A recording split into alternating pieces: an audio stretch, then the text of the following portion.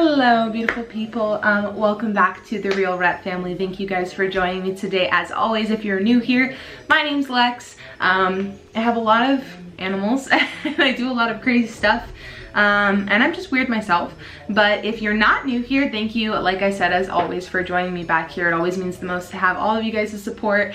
I promise I'm not sponsoring Reptilinks. They just have a ridiculous minimum purchase of $75 and a shipping rate of like $30. So then it's like $100 for two things that you want. So to get my order over $75, I had to buy this shirt and I felt like it was fitting for this video.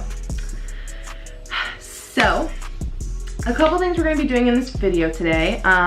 One, I'm obviously going to be referring to the title, which is Great Beginner Snakes.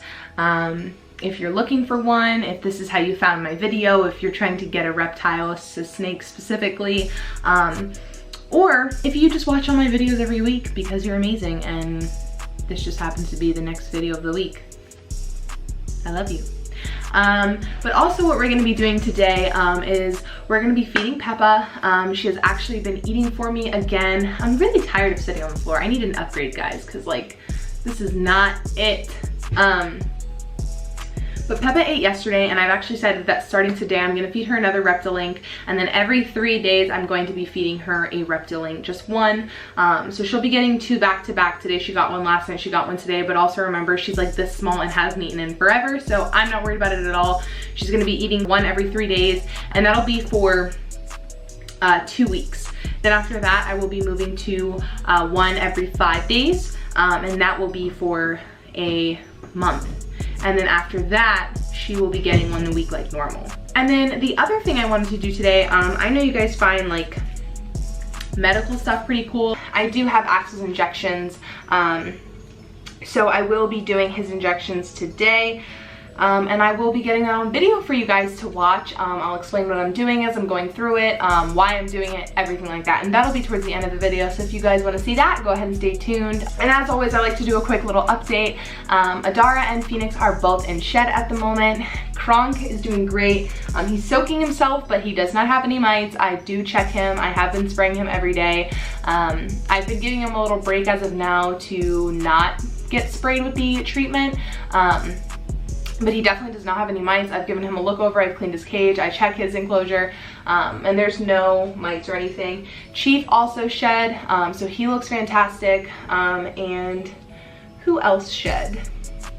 Barney shed. And I'm hoping that Peppa sheds soon because she's eating every feeding. So hopefully she sheds because, like I said, she hasn't grown in forever and I'm tired of her being so freaking small.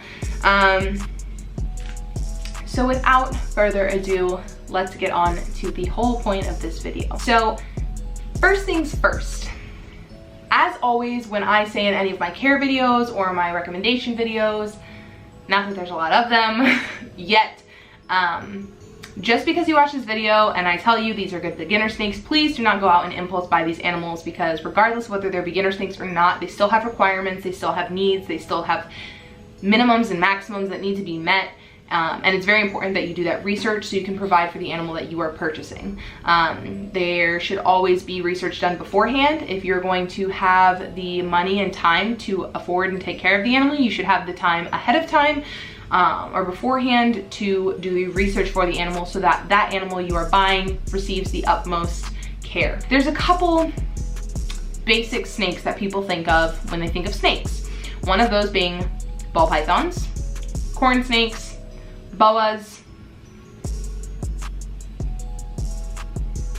I would say that's really it. When you think of ball pythons, a lot of people seem to recommend them. I haven't seen it as much recently, but I do not suggest these guys as first time snakes. And while they are cute and there's a lot of color and morph variation, it's just not the best. And I'm gonna give you the reasons why they're the best and why they're not the best with each snake that I go through. Now, I know I said I'm gonna be listing the animals that are the top 5 best for beginners, and I'm still going to be going through the myths of the ones you're probably considering when you're opening this video. So first I'm going to go through a couple of them that aren't the greatest choice and why. First, like I said, ball pythons. I have 6 of them. Are they great? Yes. Are they sweet? Yes. Do I have one that's a little mean? Yes. But can any snake be mean? Yes.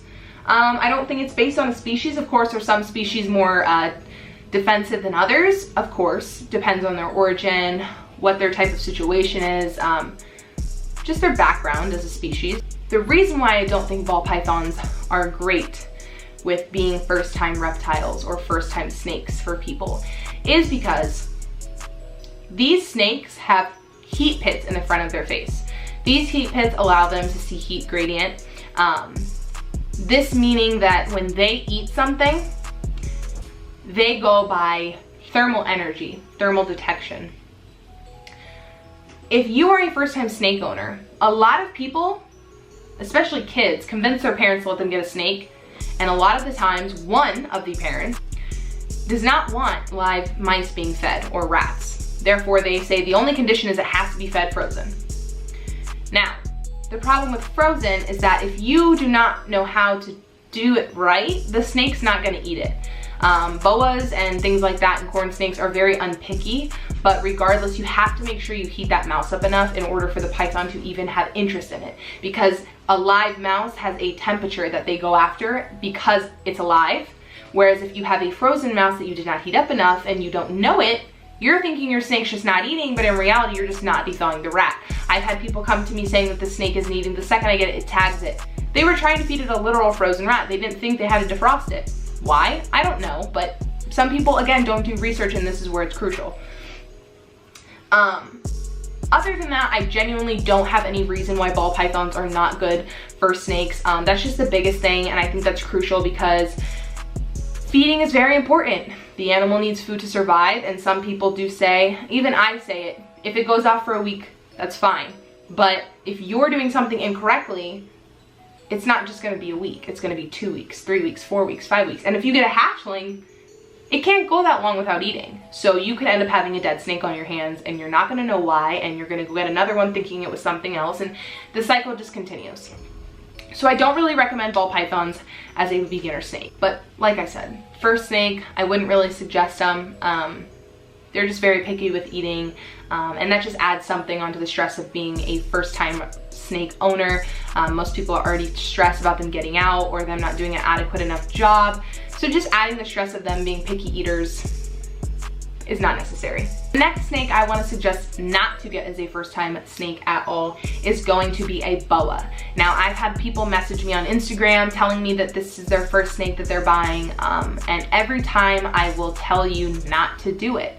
Now, the reason I tell you not to actually is complete opposite of ball pythons, is they are not picky with eating at all, and there's no problem with that. There's nothing wrong with that. There's nothing that would tell you to stay away from a great eater. The problem is their size. A lot of people get nervous with first-time snakes, whether it's handling, whether it's feeding even, whether it's just defensiveness or being bit or anything like that. And there's nothing wrong with that, but as a first-time snake owner, you don't want to get yourself into a large species that's going to get 6 to 12 feet for your first snake, okay? Because like I said, you still have these issues with, you have to make sure you're prepared to handle that size of snake. You have to make sure you're prepared to feed that size of snake. You have to make sure you're prepared to house that size of snake. And that's just, again, a lot to worry about as a first-time snake owner, so it's just not a suggested beginner species. Aro, the guy in the back, my biggest boa, is eating extra large rats, and soon to be moving to guinea pigs once he moves past this size, because I know he will. He eats everything.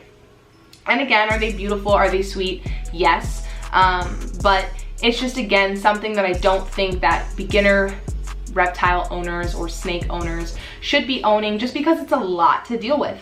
If you get bit by your snake, you know, you're comfortable with it until it's 4 feet and then it tags you, you may not be comfortable with it anymore. And again, the last thing the snake, you or I want to have happen is for the snake to be neglected because you're scared.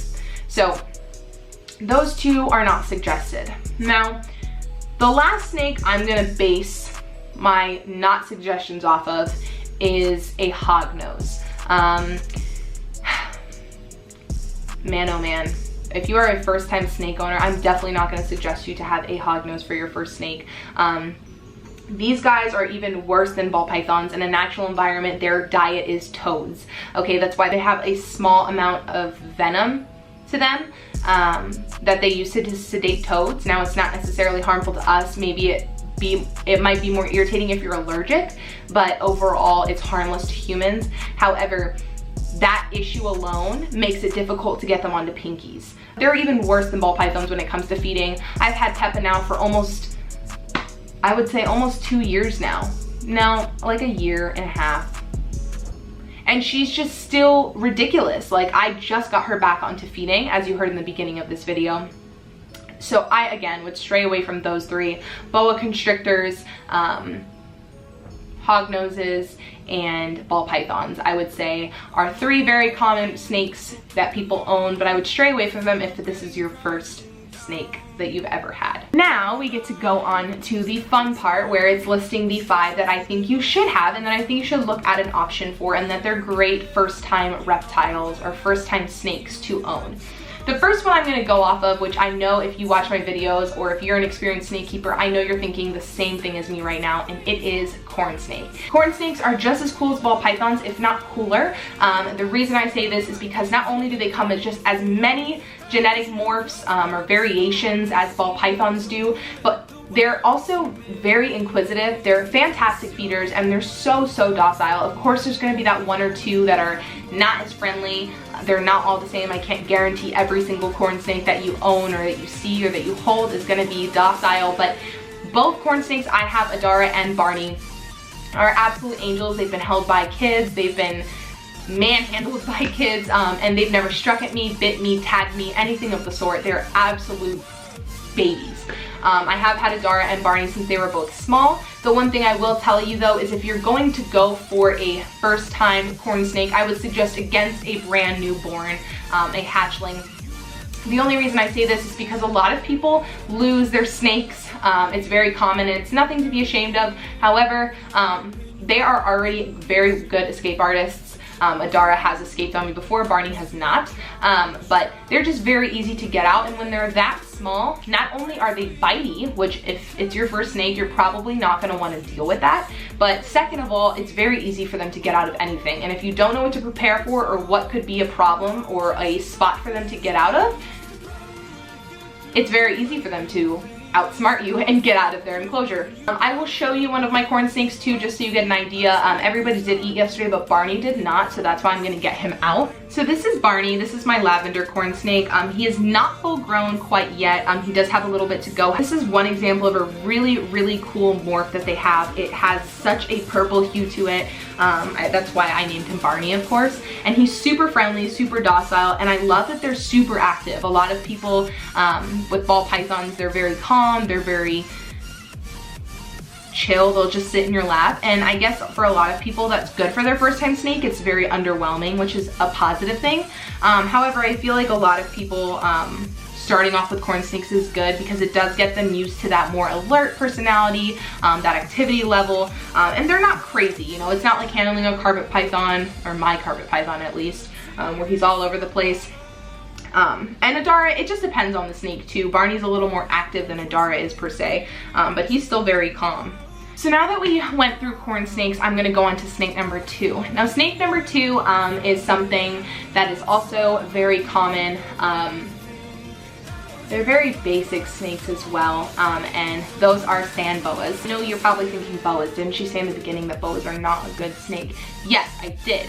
But this kind of partners with my 3rd snake at the same time, so I'm kind of going to combine them together. I don't own snake number 3, but I do own snake number 2, but they're very similar. One is going to be sand boas, and like I said, the other one is going to be rosy boas. Now, both of these are a smaller boa species. They're very cool because they only get about 3 feet long. So what's really nice is if you have a mom or dad that's uncomfortable with large snakes, these guys literally look like worms. They're also pretty good feeders. Sometimes they can go off, but again, going off feeding is kind of unavoidable. It can happen with any snake. It can happen with any species. It can happen with any size, age, sex, it doesn't matter. I've had great luck with my sand boa. Of course, sometimes she doesn't eat, but again, that's part of owning snakes Every single one of my snakes has refused food 1 week at some point, and I feel like every snake owner has one snake that has at least refused a meal at some point, whether it's just for 1 week, whether it's for 2 weeks, whatever the case may be. But I think they're really sweet species. Like I said, they don't get very big. They have some pretty cool morphs too. There's like the Kenyan sand boas, there's the striped sand boas, there's a couple different variations. So you still get your color options as well, but you also get the smaller version. And like I said, rosy boas are really beautiful, really sweet, and they're really good eaters as well. Snake number 4 is another snake I've never owned. I actually don't really care for them that much. Of course, I love all snakes. I think they're beautiful, but I personally would never own one of these guys. But number 4 would bring me to milk snakes.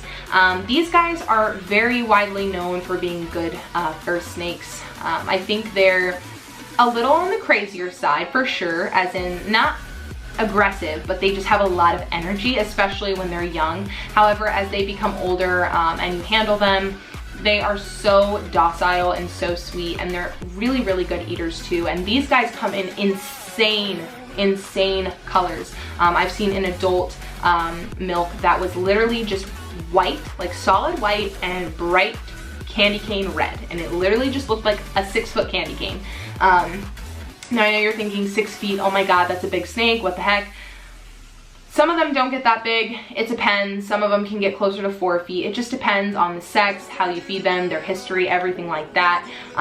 However, they do get a pretty decent size, but they're not like a boa. Boas get 6 to 12 feet and they're like that big.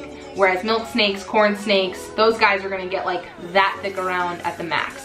So they're not going to be very big, they're not going to be eating huge meals or anything like that. And if for whatever reason they did bite you, it's so small of a mouth that it's really not going to do anything to you. And a boa really wouldn't either, but I get the intimidation from their head size, just because they do have big faces and they are big bodied animals, and they do have a lot of strength behind them.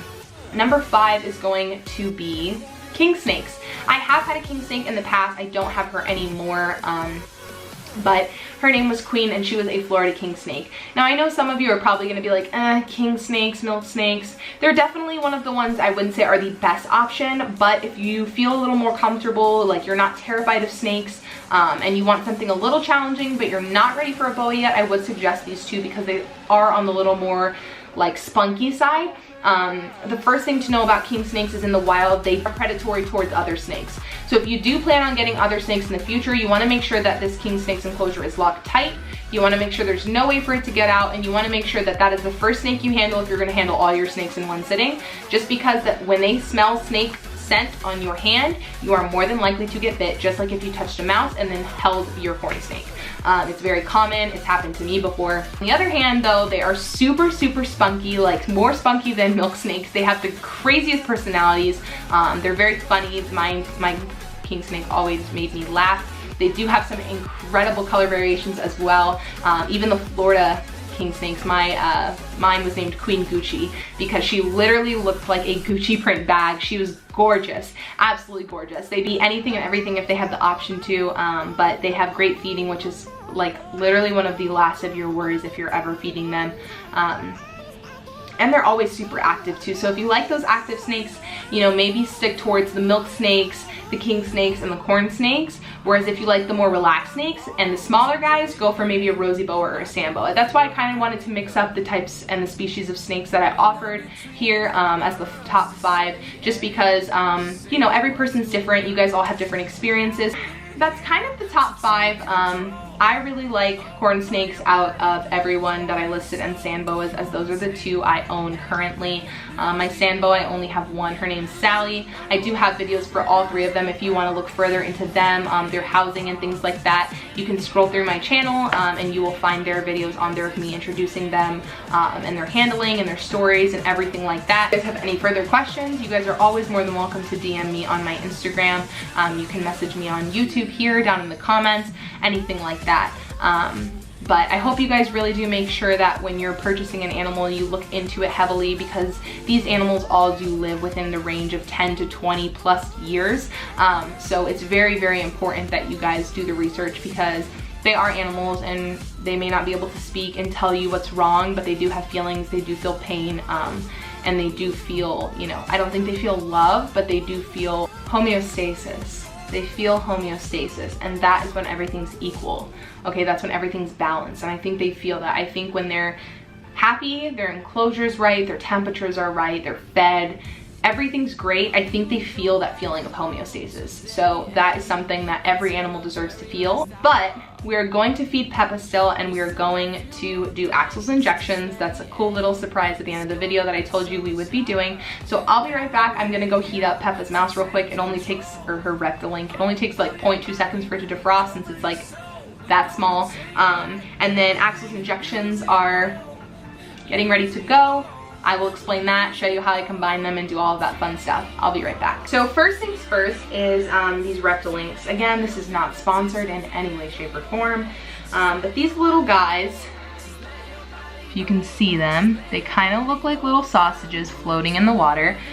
So they are made specifically for hognoses. Now, I have never had any luck with doing anything with Peppa, whether it's mice. She goes on and off of them.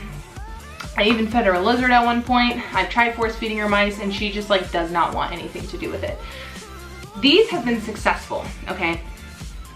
Granted, I'm not happy with their minimum shipping price when these are only $30, okay? They are made with frog parts, and they are shoved into a little sausage thing that they're able to fully digest and fully consume. So that way, instead of you buying actual frogs or buying a pet frog to scent your mice with, or toad, I guess, you can just feed them these little links, and they smell like a frog to them, and they're more willing to eat them. Now, I'm sure you saw that there's like 7 needles in my hand. These have to be kept in the freezer. I don't know the exact antibiotic that these are, but it is an antibiotic. Now, if you have not seen Axel before, and this is your first time coming to my channel, I'll give you a little introduction. This is Axel, my Hog Island boa. He's currently dripping because he was just soaking in his water dish. No, he doesn't have mites.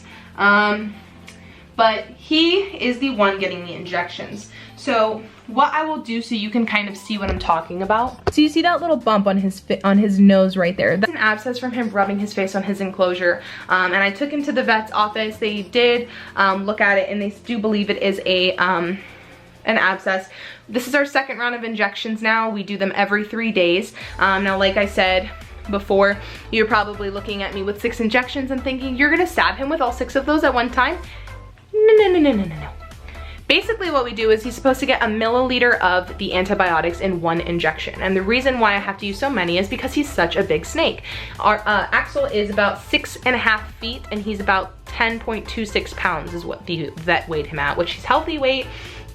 He's great size. He's also 8 years old. But with this being said, that is why I have to combine those injections. So without further ado, I will show you how I combine the injections. So first I take one and I take the cap off, the full cap with the needle removed, and I pull the injection back to a full milliliter, so that way it's all already measured out for me. Now what I have to do, which is the annoying part, is take off the caps to all these needles, enter them into this one. I have to enter them into this one and squirt all of the liquid in there. This time he's gonna get probably like 1.5 milliliters, which is not the end of the world. Now, I do not recommend you just giving extra antibiotics. It can be dangerous, but the only reason I'm doing this is, like I said, it's only like a 0.5, which to him is like nothing. Now I'm going to just make sure that the fluid is all the way up to the top. Usually a little bit will squirt out, and that's okay. You just don't want to be inserting air into the muscle like that. I'm gonna do the same for this one. Now we got our 2 injections. It is actually only 1.2, so really that's nothing extra. And I do inject it in different spots, so he is not pricked in the same spot twice.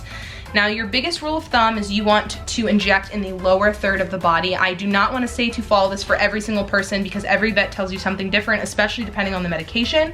But for these antibiotics and for what Axel is receiving, he is injected in the lower part of the body and he is injected in the muscle. So here's the spine down the center of the snake. The muscles are on both sides right here. Not every snake will be as cool with injections as Axel is. I just got lucky with my snake, and he's very patient with it. There's two sides to the needle though.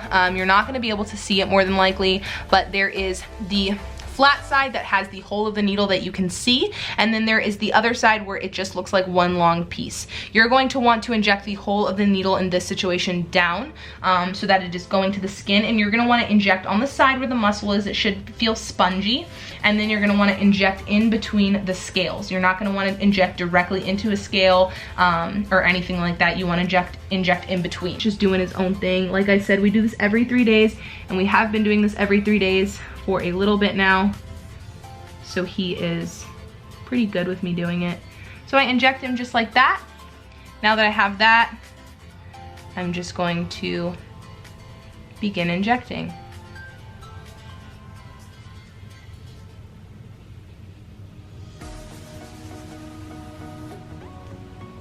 And then I'm gonna gently pull out and rub that in a little bit. It's normal if just a little bit of the fluid comes out right when you pull out. I do rub it a little bit because it does cause a bump at first until it makes its way into the muscle. And then I'm gonna do the same thing with the rest of the injection that I pulled out of the freezer, the 0.2 extra, and I'm gonna do it a little bit lower on the other side, just so it's not on the same side of the muscle. It's not irritating him the same way. Once it's in there, you're just gonna slowly inject. And because it was only 0.2, it wasn't a lot. And he's all done. Like I said, you couldn't even tell that he got a needle. He didn't flinch. He's always super gentle. And there is a little bump here, but that'll go away as it, like I said, works its way into the muscle and into his system. But he always does so great. He's such a sweet boy, and not all snakes are like this. So please, if it's your first time doing injections with your snake, prepare yourself, because not all are as great as my boy Axel here. He's such a sweet boy, guys. I love him with my whole heart. So it has gone down a little bit, but it doesn't seem like it's gone down all the way. So we're gonna see where it happens with the rest of these injections, and then maybe we'll revisit, or we'll definitely revisit the vet and see what's going on. Something super crucial with Peppa is that I cannot stress her out before she eats. That is one of the biggest things for her, is if I stress her out, she doesn't want to eat. So I have to be super quiet, super still, and super calm. Now I use one of these little, I guess, I don't even know what you would call these, plastic containers that I bought. I think I got a snake in this, or when I worked at the reptile store I did, we had this, and I have one at home, I guess. I don't know. But I put her in this to feed just because it allows her to run into it more often, and this has seemed to work wonders for both her and my sand boa. My sand boa has a larger one compared in size, so because obviously Sally's a lot bigger of a snake. And then we also do have her 2 little Reptilinks sitting in here, and then we're gonna get her out as calmly as possible, if I can see her from underneath. I see her. She is right here. I'm gonna put her in this little container. Very simple. Getting her out was always gonna be stressful just because I have to find her, and she usually wants to hide. Now I'm just gonna offer her a pinky mice, or a little Reptilink. I try to be as slow as possible around her so I'm not stressing her out. And so what I'm gonna do just to reduce stress for her is I know when to stop. That's a crucial point with these guys too, is once they get to a certain point and they seem to be stressed out, you want to leave them. You don't want to keep pushing them. If they're not going to eat out of the tongs, then just leave it. Jesus, she always scares me with her hisses. Even though I know she won't bite me, it just makes me jump. So now that I have those in there, I'm going to put her back in her enclosure. So honestly, I'm not gonna be able to get her eating just yet on video, just because it's so soon since she started back eating, and I don't wanna risk her being upset or stressed out again and stop feeding because I make her too mad or whatever the case may be. So I'm just gonna leave her, but I hope you guys enjoyed or learned something about Axel's injections today, or if you guys came to look for some information about owning your first snake. I hope you learned some more information about that too, and I could help you out with that. If you have any comments, questions, concerns, whatever in the world it could possibly be, drop a comment down below. Let me know what you think. Let me know how you feel. Let me know if you have questions or if this helped you. or anything really. If you did like the video, go ahead and hit that thumbs up button. It would mean the world. And if you want to know when I post, as of now it's every Saturday, but we all know that changes all the time. You can go ahead and hit that little notification bell at the top. It'll alert you when I do post. And most of all, if you enjoy hanging out with me, my family of reptiles that I have here at my home, go ahead and hit that subscribe button. It's only gonna get better and more awesome. If you just joined, we have a bunch of upgrades coming soon, and it's incredible the stuff that's going down here. So I'm super excited for you guys to see that. If you want to see the reptile room beforehand and get a good tour, the upgrade plans video has a huge rundown of everything we're doing and all the animals that are getting upgraded and what's getting upgraded. It's just going to be incredible. I'm super excited. So thank you again for joining me today on this video, and as always, until next time, bye bye.